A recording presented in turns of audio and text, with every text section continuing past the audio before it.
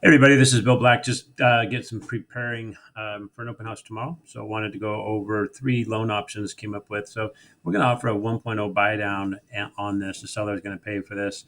And also when we offer that 1.0 buy down, one of the things we offer is a $600 appraisal credit. So just like to show people kind of what the difference is out there right now. If someone came in with a 3.5% down buying a $535,000 home, which typically doesn't happen, they usually a little bit more money than that down. But what does that payment look like with a 5.875 on a 1.0 buy down? We're expecting rates to get into the fives here, maybe by the end of the year. So going into this with a 6.875 really doesn't make sense, especially when the seller is going to contribute to that difference for the first year.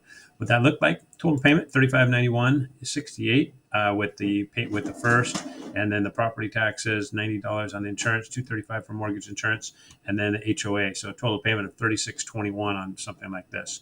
So those guys would use that family in order to afford a $36.21 payment would have to earn around 7,000 and above. So let's say 84,000 a year and above annual income for a household, which is it's pretty doable actually. But saving that 3.5% down, a little bit of a challenge. But if it works, this is what the payment looks like. It's 36.21.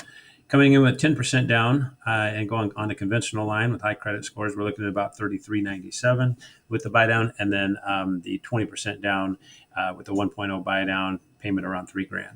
Now, many of these we can also do the 2-1 buy down, maybe keep the price up a little bit higher, maybe 535, 540, and then get the 2-1 buy down offer. But just like to get the payments out there, how the payment breakdowns look between 3.5% and 10%, and then the 20% down. So I'm going to do a couple of these, start saving them and sharing them. And if you guys have any questions, feel free to reach out. My name is Bill Black, billcblack.com, and my phone number is 360-910-3290.